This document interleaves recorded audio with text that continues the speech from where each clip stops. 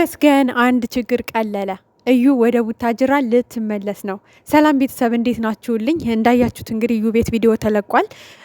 ወደ ቡታጅራ ልመለስ ነው። ብሩኬ እየተረዳኝ አይደለም፣ ትሪት እያደረገኝም ስላልሆነ መውለጄ እየደረሰ ነው። ወደ ቡታጅራ ተመልሼ ቤተሰብ ጋር መሆን አለብኝ። ያለውበት ሁኔታ አሁን ላይ ጥሩ አይደለም፣ እያመመኝ ነው ብላ እንግዲህ ብሩኬን ጠርቼ ልሰናበተው ነው ያለውን ነገር ነግሬው ወደ ሀገር ይመለሳለሁ ብላ ጠርተው ነበር ብሩኬን። እንግዲህ ዛሬማ ብሩኬ ቆፍጠን ብሎ ነው ልክ ልኳን በቃ መናገር ያለበትን የተናገረው። በቃ እንደዚህ ነው። የምን ማባበል ነው እንዴ? አልሰማም ብላ ታይ ብትባል እዚህ ድረስ መጣች። እንግዲህ ስለዚህ ቆፍጠን ብሎ ቁርጧን አውቃ እንድትሄድ ማድረግህ ልክ ነው። ያው እንግዲህ እንዳያቸዋት ቢሄድም አልተውም ብላለች። ቢያንስ እንኳን ቡታጅራ ከገባው በኋላ እየደወለ ትሪት እንዲያደርገኝ ይፈልጋለሁ። ይሄ ትሪት እኮ ፈረደበት እንዴ! ሚስቱን ትሪት ያርግ፣ አንቺን ትሪት ያርግ እንዴ! ሁለት ሴት በአንድ ትሪት የሚያረግድ አለበት እንዴ? እሱ ተይኝ፣ የራሴ ህይወት ያለኝ ሰው ነኝ አለሽ። በቃ ተረጁና ተይው፣ በቃ የራሱ ህይወት አለ እንዴ! ትሪት አርገኝ ትላለች እንዴ? ተይ እንጂ በእናትሽ።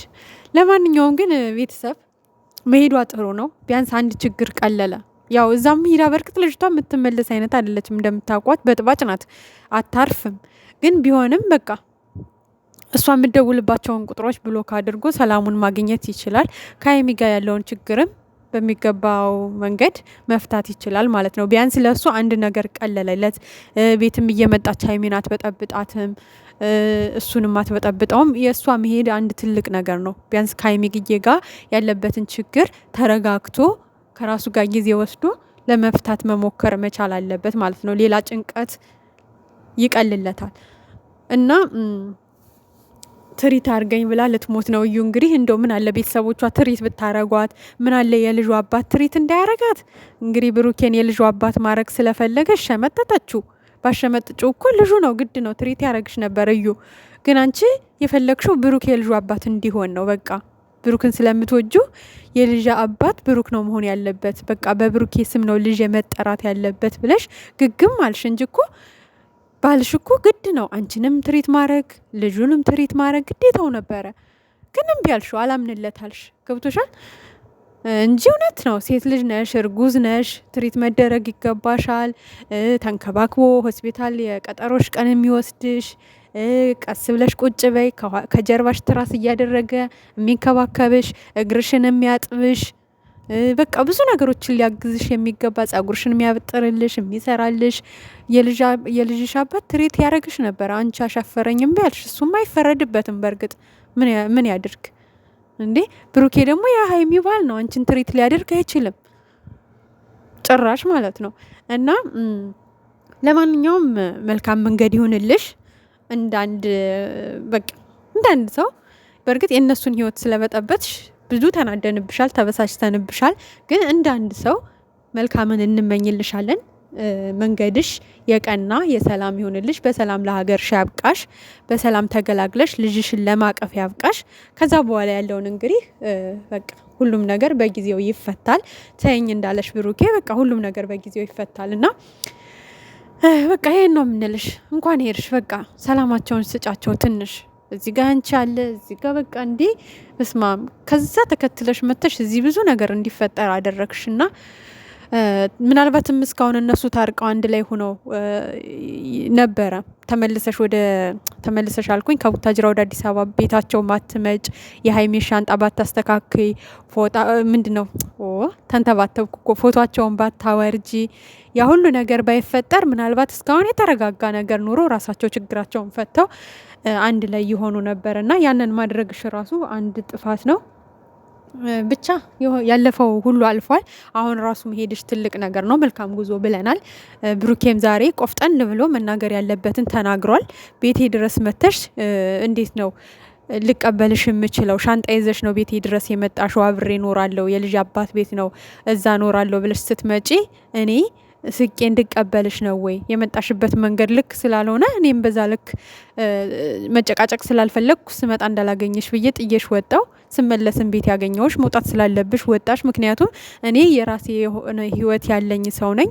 እዛ ጋንችን ተቀብዬ ቤቴ ላኖርሽም ምንም ልልሽ አልችልም በቃ ተይኝ፣ የልጁ አባት አንተ ነህ አልሽኝ፣ እሺ ልጁ ተወልዶ እስከሚመረመር ድረስ ተይኝ፣ የዛኔ እንነጋገራለን ብዬሻለሁ።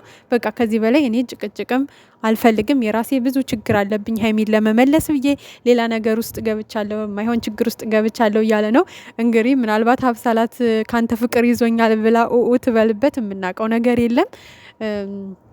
በእርግጥ ያው ሀይሚዬም በዛ ምክንያት እንግዲህ እሷን እመልሳለሁ ብሎ በሰራው ቪዲዮ ምክንያት እንዳያችሁት በጣም ተረብሻለች። ፎቶ ሚዲያ ላይ እንዲወጣ ሆነዋል ብዙ ነገር ብቻ። ግን ሚዲያ ላይ ቢወጣም ፎቶ ያን ያክል እየሳመችው ወይ ደግሞ አብረው ተኝታ ወይ ራቁቱን አይደለም ወይ ራቁቷን አይደለችም። በቃ ሆን ብለው የተሰራ ፊልም ነው። ካሜራ ማራለ ምናምን ልክ አርቲስቶች እንዴት ነው? እንደውም እኮ አርቲስቶች ከነሱ የባሰ ነው አይደለ እንዴ? ፎጣ አሸርተው ምናምን ነገር ራቁታቸውን ቪዲዮ የሚሰሩት። ስለዚህ ያን ያክል እንትን አታድርጉት። በቃ አታካብዱት። ፎቶ በመውጣቱ እንዴት እቺ ፎቶውን ታወጣብታለች፣ እቺ ነገ የሆነ ነገርን ቢኖር ልታወጣ ትችላለች የምትሉ ሰዎች ተረጋጉ። ምንም ያን ያክል የሚካበር ነገር አላወጣችም። ከሀይሚ የበለጠ እናንተ ለብሩኬ አታስቡለትም፣ ልታስቡለትም አትችሉም። ገብቷቸዋል። ያን ያክል መጥፎ ነገር ቢሆን የፈለገ ነገር ራሷን እየጎዳችን ቢሆን ዝም ትላለች እንጂ እንደዚህ አሳልፋ ለማንም አትሰጠውም። ግን ያለው ነገር በቃ ቀለል ያለ ስለሆነ እሷም ለዛ ነው ያወጣችው። ብቻ አንደኛው ችግር እንግዲህ ሄዳለች። ከሀይሚ ጋር ደግሞ እንዲስማሙ እግዚአብሔርን እንጠይቀዋለን በጸሎት። እሷም ወደ ልቦናዋ እንድትመለስ እሱም ተረጋግቶ በቃ ይቅርታ ማለት ባለበት መንገድ ማለት እሷን ሊያረጋጋት በሚችል መንገድ ይቅርታ ቢላት ደስ ይለናል ደግሞ ማለት ነው። ይሄ በሎን ምናምን ይሄ ዲኮሯ ምናምን ትቶ ሴት ልጅ በነገራችን ላይ ማለት ነው አንዲት ቀይ አበባ ትበቃታለች። ይሄ ማለት ዲኮር ስለተደረደረ ብዙ ነገር ስለተደረደረ ትመለሳለች ማለት አይደለም። ግን አንዲት ቀይ አበባ ይዞ የኔ ቆንጆ ይቅርታ አድርግልኝ በድዬሻለሁ ብሎ ተንበርክኮ ይቅርታ ቢጠይቃት ያቺ በቂዋ ናት። እና ለማንኛውም በቃ እናንተ ሰላማችሁ እንዲመለስ እኛ በጉጉት እየጠበቅን ነው። እዩ ደግሞ ስለሄደች በጣም ደስ ብሎናል። በጣም ቢያንስ የእሷ መሄድ ራሱ ትልቅ ችግር ተቀርፏል። ምክንያቱም እኔ እንደውም እየፈራው ነበር። ዛሬ ደግሞ ሄዳ ቤት ሀይሚን ትበጠብጣት ይሆን እንዲህ ምናምን ብዬ እየፈራው ይሆን። እሷ ምክንያት አታጣመችም። እንዴት የልጅን አባት በጥፊ መታሹ ብላ ደግሞ ዛሬ ነገር ታነሳ ይሆናል እያልን ነበር። እና ግን እውነትም ዛሬ ጥሩ አይደለም። ፊቷ አይታችኋት ከሆነ ልክ አይደለችም። እውነትም አሟታል መሰለኝ። መሄድሽ ጥሩ ነው እኔ እናት። ምክንያቱም ከባድ ነው ምልሽ የሰው ሀገር ላይ እርጉዝ ተሆኖ ምናምን እንግዲህ እኛ እርጉዝ አይደለሽም ነው የምንለው። ራስሽን የምታውቂው ራስሽ ነሽ እዩ። በዚህ ላይ አላቅም ብቻ በሰላም ግቢ። ከባድ ነው።